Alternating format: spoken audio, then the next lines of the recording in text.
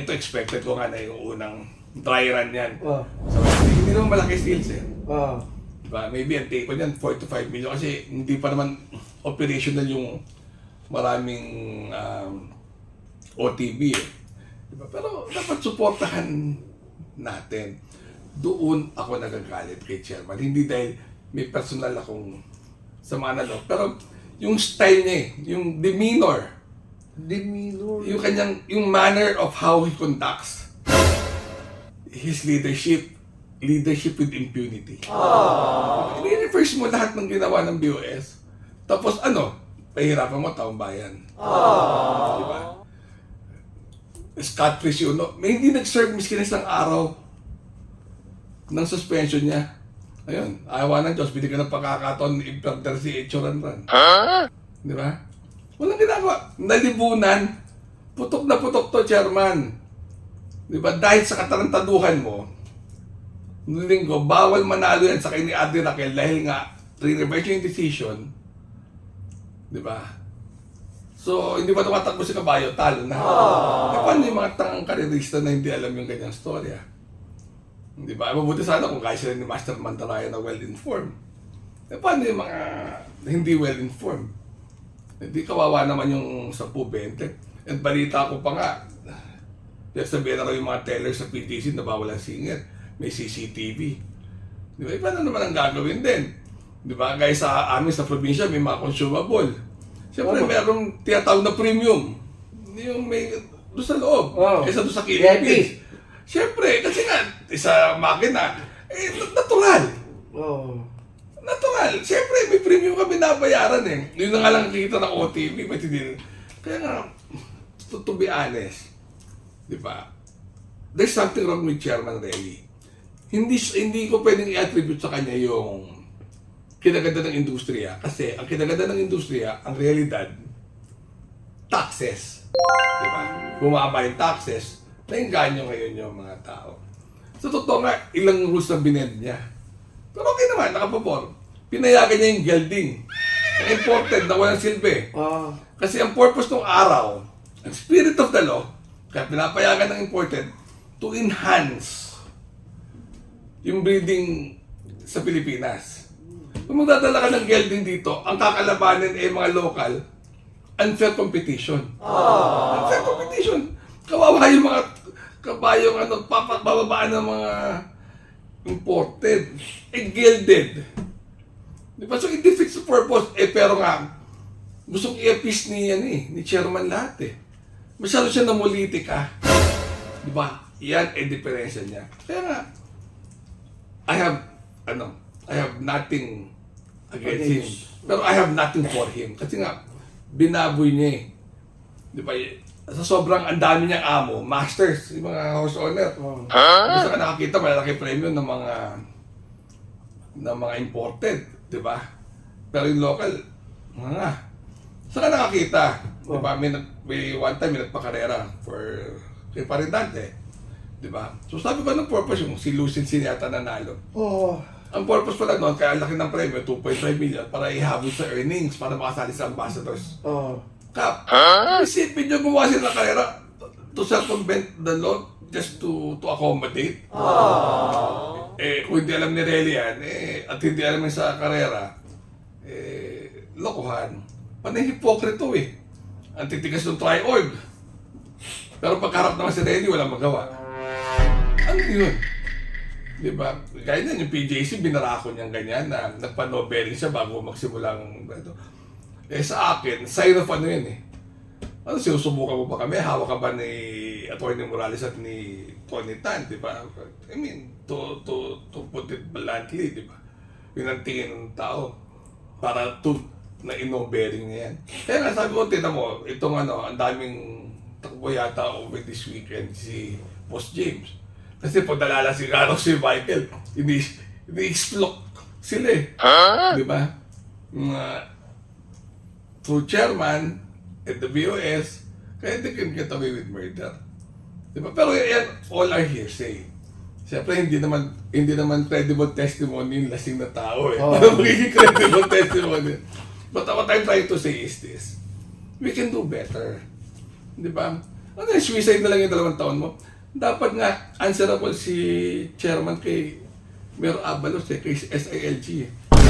Isa yan sa mga tumulong sa kanya. Dapat ko ako si chairman, mahiya ako daw gumawa ng katarantado dahil napakabait ni SILG. Ang gusto lang ni SILG, malinis, tapos akalain mo, tinulungan ka na, tapos ginawa mo pang conduit yung tao, tapos yung pala, gagawa ka lang ng kawalangyaan. Parang, yun ang take ko dyan. Diba? Sabi ko nga, ganun ako dati, sabi ko, aminado ako na isa ako sa pinakawalangyang tao sa karera. Nakarma nga ako, nagkaroon ako ng cancer. Pwede naman magbago.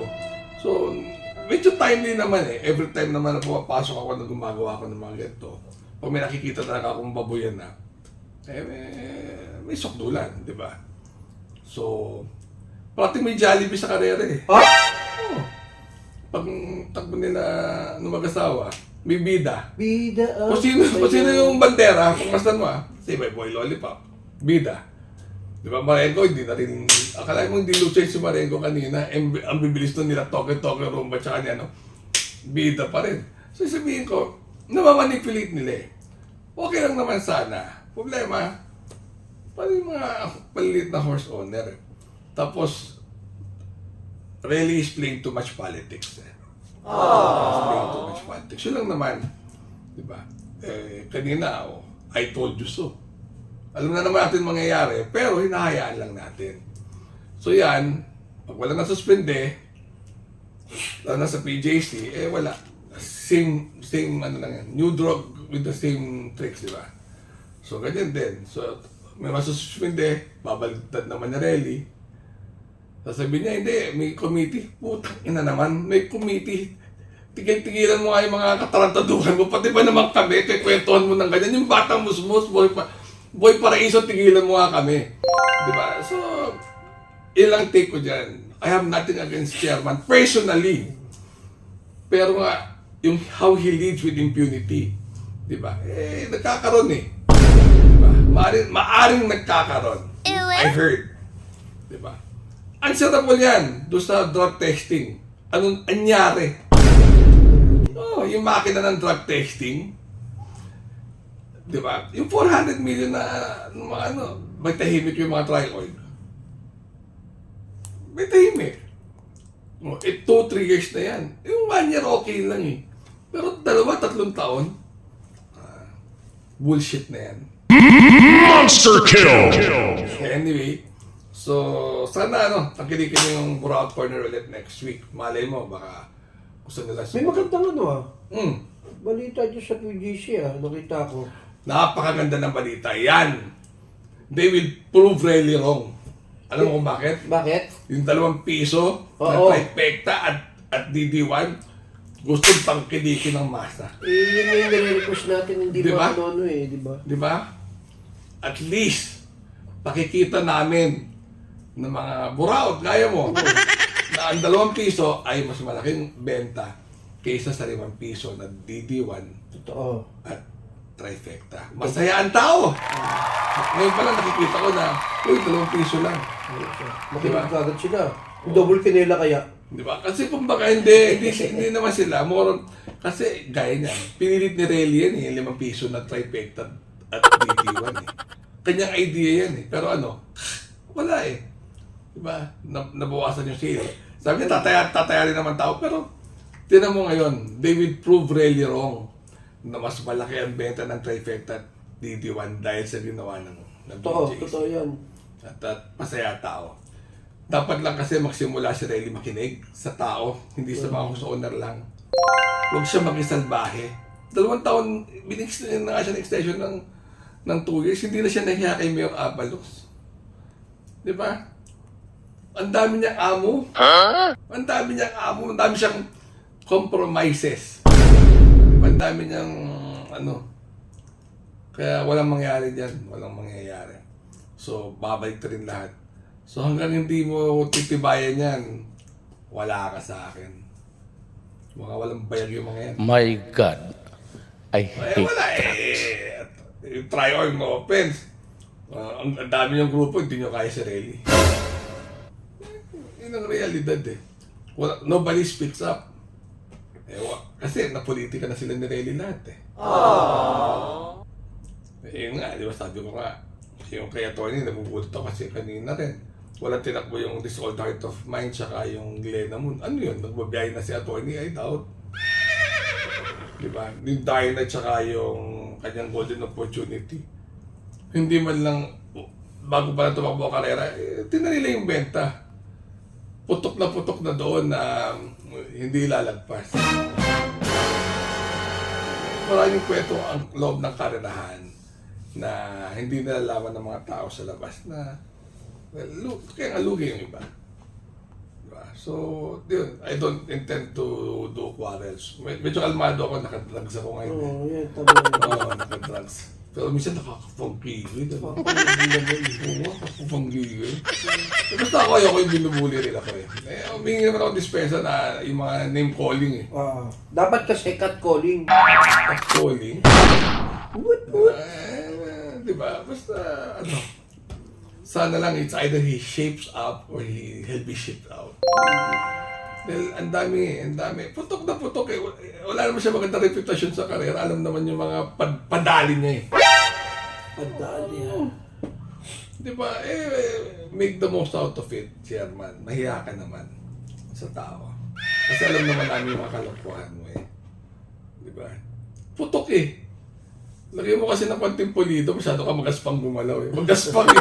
Mas magaspang pa sa mukha mo eh. Ano mukha? Hindi, magaspang talaga yung mukha mo, pare. Pagkapag mukha. Ganyan po ang mukha ng chairman. Ganyan kagaspang ang ginagawa niya.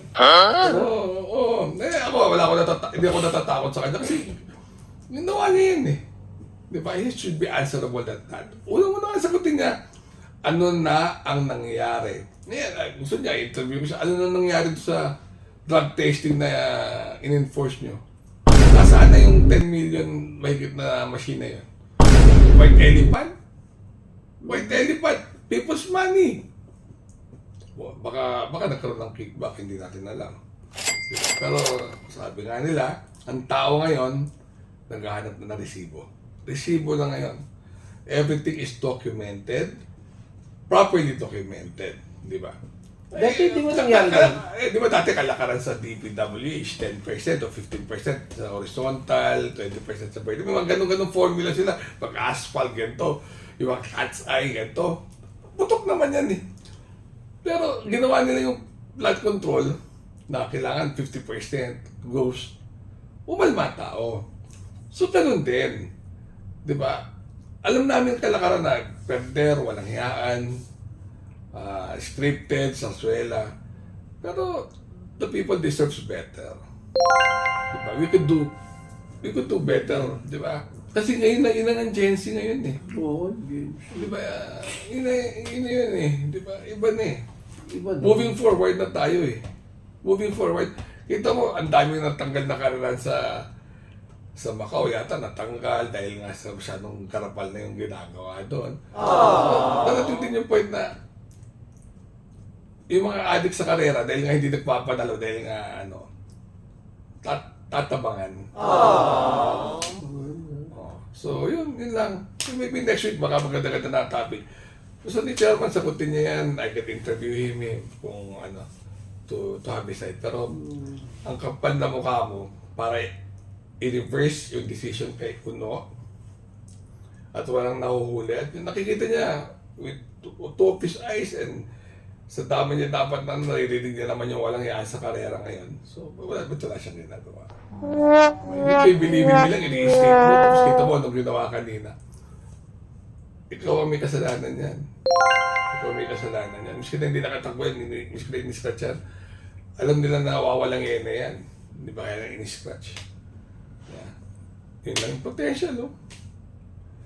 Wala talaga si Chairman.